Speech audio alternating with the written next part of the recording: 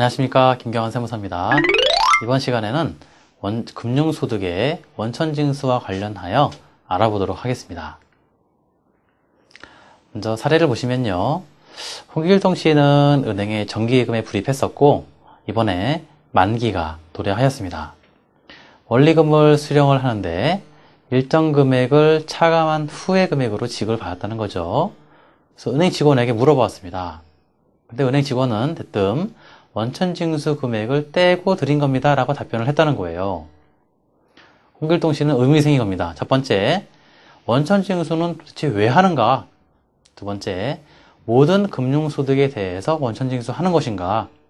세 번째, 모든 금융소득자에 대해서 원천징수 하는 것인가? 이런 세 가지 의문점이 들었습니다. 첫 번째요, 원천징수 제도는 그럼 왜 있는 것인가? 크게 세 가지 목적입니다. 첫 번째는 징세의 편의를 도모하기 위한 겁니다. 두 번째는 세수를 조기에 확보하기 위한 겁니다. 세 번째는 탈세를 최소화하기 위해서 있는 제도입니다. 그림을 간단하게 보시면요, 과세관청과 원천징수 의무자와 원천징수 대상자, 이런 삼각형 그림이 나올 수가 있습니다. 여기에서 은행은 원천징수 의무자고요, 예금주는 원천징수 대상자입니다.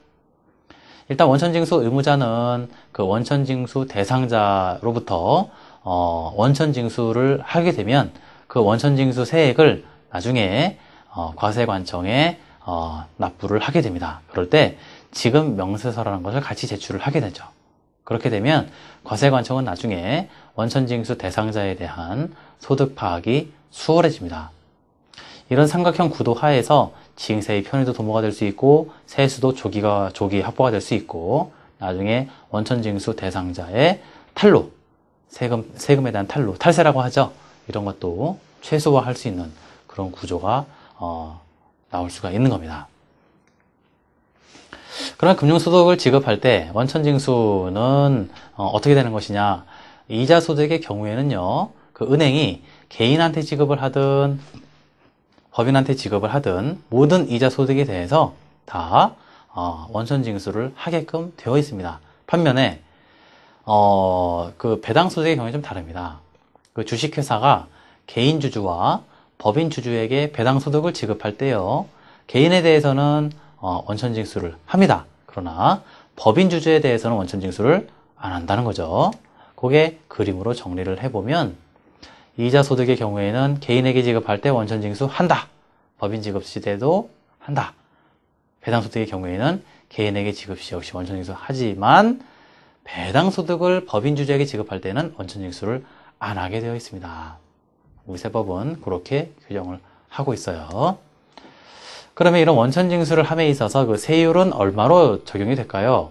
이자와 배당을 나누어서 한번 살펴보면 이자 소득의 경우에는 일반적인 경우에 14%입니다.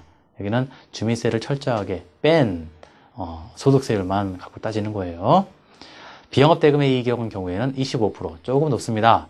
그 다음에 장기채권 이자이면서 분리과세를 신청할 경우에는 30%, 좀 더 높죠.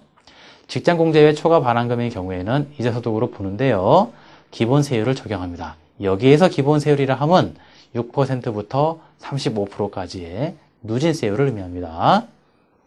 다음에 세금부대 종합저축이자는 9%의 원천징수 세율을 적용하고 있습니다. 배당소득인 경우에 살펴보겠습니다. 배당소득의 경우에는 일반적인 경우에 원천징수 세율은 14%입니다. 반면에 장기 보유 주식의 배당, 이 경우는 3년 이상 보유한 경우를 장기라고 하고요. 물론 액면가액 1억 원이 안 되는 경우만을 상정을 하고 있는 건데요. 이런 경우에는 원천징수 세율은 5%로 저율 분리과세합니다. 그 다음에 세금의 종합저축 배당의 경우에는 9%의 나름대로 낮은 원천징수 세율을 적용을 하고 있습니다. 이상 금융소득의 원천징수와 관련하여 알아보았습니다.